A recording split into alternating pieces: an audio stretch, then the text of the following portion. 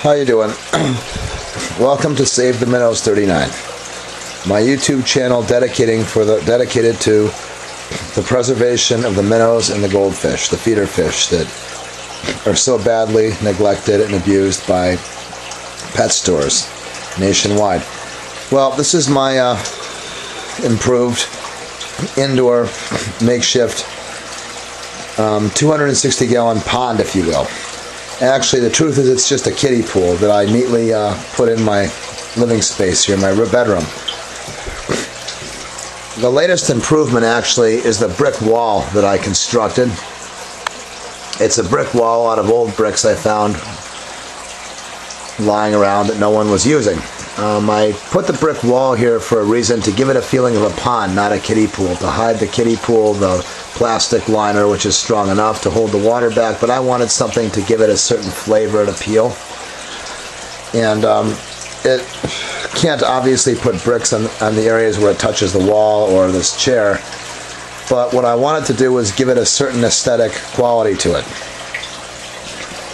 So the bricks are old, they're red fire brick, and we have, you know, some live plants here combined with artificial plants.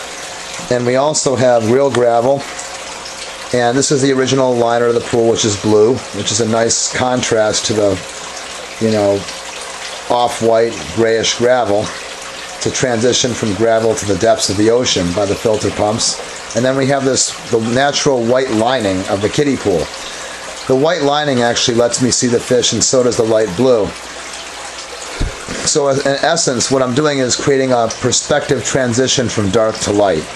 The dark is the earthy tone. This is an oriental rug. And then it goes into a dark layer of red brick, fire brick, which represents the foundation, the embodiment of my pond, the rock barrier, the wall. Then we have the plant life, as you can see right here, which is surrounded by my real rocks and gravel. And then we have the plants, which is in the center, and we have the light blue to the white line background of the kiddie pool, or the liner, I call it, to my pond. So I'm actually, when we look at this, it's a perspective. It's a transition from the dark elements of nature to the light elements. The dark being the foundation, the brick wall, the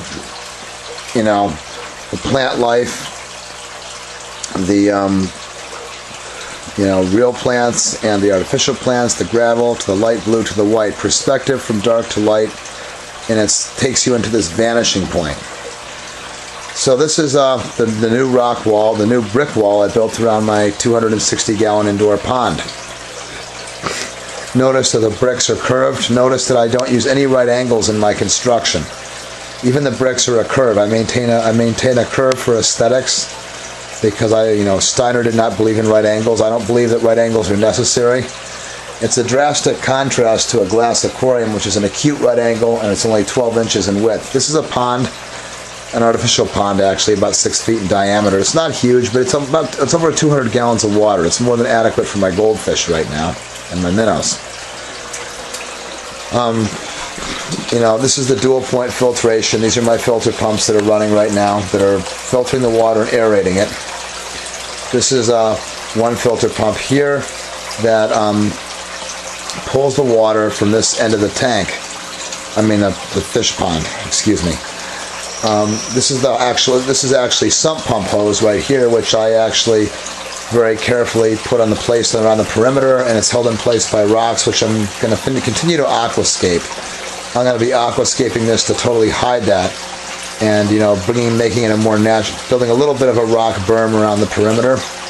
And it goes basically to a piece of a flexible conduit, plastic, and I directly have the, you can't see it very well right now, but there's a filter point. That's the filter point. I'll try to zero in on that. Oh, that's a little bit difficult right now.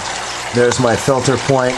It's a guard that keeps any fish from getting sucked in. Notice that the area around the filter is always clear. And here,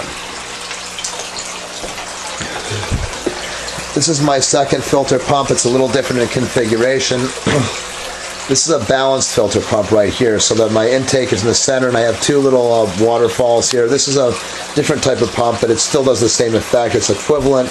These two waterfall effects are equivalent to the same size as this one. They both have a filtration capacity of about between 60 and 80 gallons, roughly. So, the intake port, the intake channel of this filter pump, the Aqueon, is right here on this side of the aquarium, and the intake port to the extended intake port to this top fin, right here, if you follow the line around, is almost directly diagonal from this filter pump. So I'm essentially using what they call dual filtration. I'm filtrating one side and the other side exactly, precisely at the same time, so the water gets real movement. So not only am I gaining dual filtration, I get water movement. I'm getting at least a few gallons a minute or more out of this filter pump. And it's taking the water that would otherwise be stagnant from this side and literally moving it to this side. So I've got water movement, I've got filtration combined with aeration. But I also don't rely on just a filter pump to do everything. I have a 4-stage air pump right now, 4 stages of aeration where the bubbles are coming through. I have what they call an air stone right here. And within the next day or so, I'm going to be installing a second air pump, because I mean, a body of water, about 200 gallons, needs 8 points of aeration. My goal is to have aeration points all along the perimeter of this pond.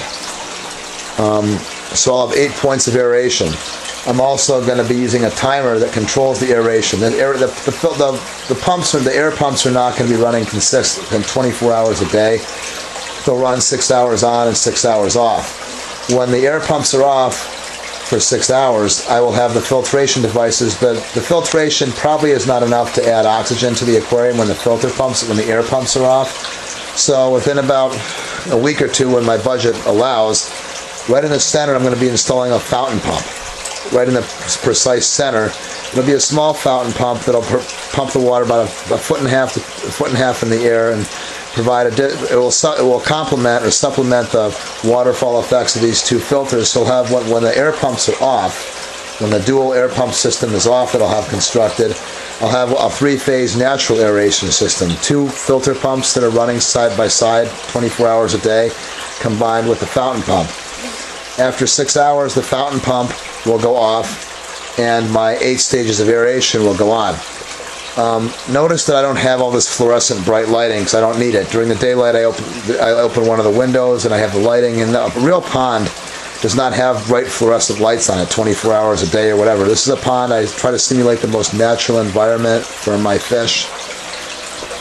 And you can see that I can't really hone in on my fish right now, which is a shame, because they're sleeping. Fish do sleep.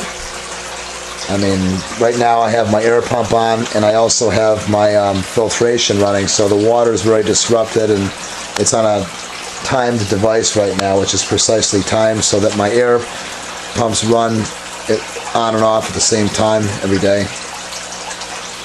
I don't know if I can maybe get a quick shot of some of my fish, some of my goldies. Here's a goldie right there. You can see how quick they move.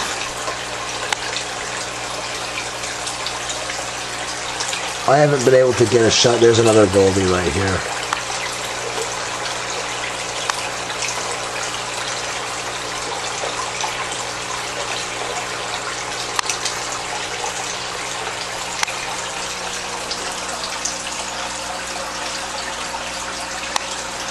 You can see him right there. He's very curious about the crease in the liner.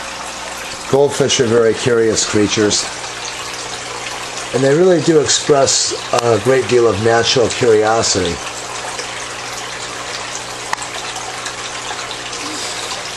I have a couple of fish that are getting really big.